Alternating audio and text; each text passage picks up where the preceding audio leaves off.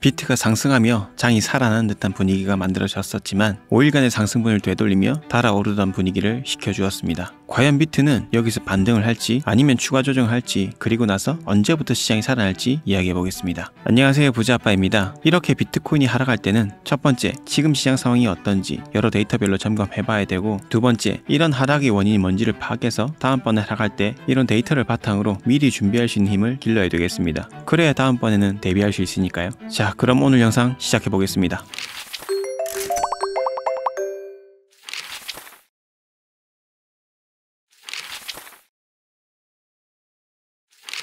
미국 10년물 국채금리가 최근에 많이 올랐습니다. 그런데 기준금리는 계속 내리고 있죠. 최근의 하락은 이 미국채 금리와도 연관성이 있습니다. 간단하게 용어 정리를 해보면 채권은 차용증서죠. 그러면 국채는 국가가 발행한 채권이 되겠죠. 그리고 이 국채는 재무부에서 발행을 합니다. 재무부는 미국 연방정부에서 돈을 관리하는 부서죠. 세금을 걷어서 그에 맞게 지출을 해야 되는데 거치는 세금보다 돈이 필요한 곳이 많은 겁니다. 그럼 돈을 빌려서 써야겠죠. 그럼 재무부가 채권을 발행하면서 돈 좀 빌려줘. 원금은 당연하고 만기가 될 때까지 이자도 줄게. 나 몰라? 미국이야. 무조건 갚는다. 하면서 말이죠. 실제로 미국 정부는 돈을 늘 갚았었고 세계 경제의 중심이 되는 달러를 발행할 수 있는 능력 덕분에 미국 국채는 가장 안전한 투자처로 간주됩니다. 그래서 미국채 금리가 오르면 시장에 있는 참여자들이 세계에서 가장信用이 높은 투자처다 라면서 미국채에 투자를 하게 되는 거죠. 기사 내용에도 보시면 미국채 금리 상승으로 미국 양자 컴퓨터 관련 주식과 비트코인과 알트코인들의 투매가 나왔고 일순간 시장의 과열을 시켜주었습니다. 이 데이터는 비트코인 네트워크 활동량과 USD, 달러 유동성 데이터를 볼 수 있는 차트인데요. 비트코인이 하락하기 전에 상승 중에 이 데이터는 하락을 했고 비트코인 네트워크의 활성도도 하락을 해주고 있습니다. 과거 데이터를 보시면 이 데이터들이 상승할 때 비트코인은 같이 상승했던 것을 확인하실 수가 있죠. 물론 예외인 경우도 있지만 대체적으로는 이 데이터가 상승해줄 때 비트코인이 상승해 주었습니다. 그런데 이번에는 비트코인이 상승을 했지만 이 데이터는 하락해주는 모습이 나왔기 때문에 비트의 상승이 금방 떨어졌던 거라고 볼 수 있는 거죠. 제가 1월 6일 브리핑에서 올려드렸던 전체 거래소 거래량 지표입니다. 비트가 계속 한참 상승하고 있을 때 저는 신규 진입보다는 이미 들어간 분들이 조금씩 수익 실현하면서 덜어내야 될 자리라는 언급을 드렸습니다. 왜냐면 보통 비트가 상승할 때 거래량이 동반되면서 상승을 해야 제대로 상승을 했다 볼 수 있습니다. 그런데 이번에는 비트는 올랐지만 거래량은 계속 빠지고 있었죠. 차트랑 비교해서 놓고 보면 이때 처음 비트코인이 신고점을 갱신했을 때 거래량도 최고치에 달했었고 비트코인이 반등을 해서 그저 높이 근처까지 갔지만 거래량은 그전에 비해 한참 못 미쳤습니다. 그러면서 비트는 또 하락을 했었고 이때도 반등을 해주는 듯 했지만 거래량이 바닥에서 끼고 있었기 때문에 비트는 곧바로 다시 하락을 해주었죠. 이번에도 마찬가지입니다. 비트가 100K를 넘어갈 때 거래량이 크게 상승했었죠. 그런데 이번에 약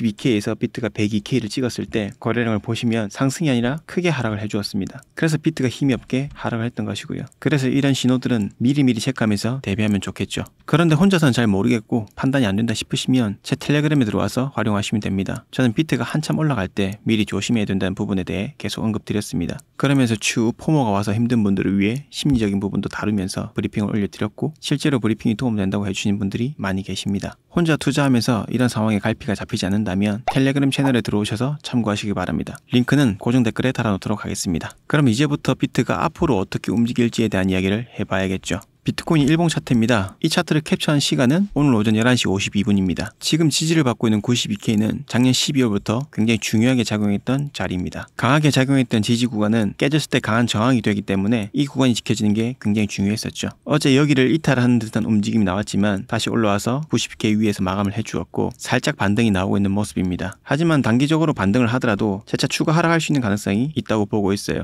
이유는 이 지점에 보시면 3개월 만에 21선이 61선을 하방 돌파하는 데드크로스가 컨펌되었고 반등을 해서 이 구간을 터치해 주더라도 한 번 더 눌릴 가능성이 높다는 것으로 보고 있습니다. 근데 그러고 나서 만약에 이 구간이 깨져서 확실하게 이탈 마감을 해준다면 저는 이 파란색 구간까지 열릴 수 있다고 보고 이 구간에서는 비트든 알트든 이더리움이든 공격적으로 진입해볼 만한 자리가 될 수 있을 것 같아요. 그럼 여기서 하락 에너지를 어느 정도 해소시켜주는 움직임이 나와주고 순간적으로 조금 빠지는 모습이 나올 수 있을지 모르겠지만 이후에 큰 상승이 나와주면서 다시 전고점을 돌파해 신고점을 갱신하는 움직임이 나올 수 있을 것 같습니다. 다음에 보여드릴 데이터는 대형 거래소들 스테이블 코인 유입 데이터입니다. 이 노란색 부분은 바이낸스인데 바이낸스의 스테이블 코인 유입량이 다른 모든 거래소들보다 압도적으로 많았죠. 차트에 보시면 11월 5일 미국 대선 이후에 스테이블 코인의 유입량은 급격히 상승을 했었고 시장의 매수 동력이 되었습니다. 하지만 12월 중순부터 1월 초까지 스테이블 코인의 유입량이 급감하면서 매수 힘이 약해졌습니다. 그래서 최근에 비트가 상승했었지만 더 강하게 밀어올리지 못하고 가격이 빠졌었던 거죠. 바이낸스 거래소의 스테이블 코인 보유량도 계속 감소해주면서 유동성이 단기적으로 빠져 빠져나가고 있다는 걸 알 수 있습니다. 그래서 단기적으로는 추가 조정의 가능성을 보고 있다고 말씀드렸어요. 그렇기 때문에 현금 비중이 많다면 지금은 공격적으로 매수를 들어가기보다는 좀 전에 말씀드린 구간이 빠질 때 눈여겨보고 있던 종목들이 있으면 분할로 조금씩 모아가거나 아니면 당분간 관망이 필요할 수도 있겠습니다. 현금 비중 없이 그대로 때려 맞은 사람들은 애매하게 대응하기보다는 버티는 게 나을 수도 있습니다. 그 이유는 제가 뒤에 가서 말씀드릴게요. 여기까지 말씀드리면 좀 더 불안할 수 있습니다. 하지만 단기적으로 그렇게 보고 있는 것이고요. 저는 중장기 관점에서 비트가 상승한다는 것에 대한 생각은 변함없기 때문에 이제부터 상승 이야기를 해보겠습니다. 비트맥스 공동 설립자인 아서에이지는 암호화폐 시장은 올해 1분기 말 고점을 찍을 것이라고 분석했다고 합니다. 1분기 말이면 3월이죠. 거기에 대해서 아서헤이지가 제시한 근거는 미국 연방준비제도와 재무부가 통화량을 늘리는 정책을 추진 중이며 비트코인은 미국역 환매 조건부 채권, 영래포의 움직임과 반대 움직임을 보인다는 건데요. 그러면서 1분기 말까지 연준과 재무부가 늘리는 달러 유동성이 총 6,120억 달러 수준이라면서 1분기 말에 정점을 찍을 것이라고 하니까 이 부분을 하나하나 체크해보면서 앞으로 장 흐름에 대해 파악해보면 될 것 같다 생각합니다. 그럼 아서헤이지의 발언이 맞는지 영래포 잔고를 확인해보면 되겠죠.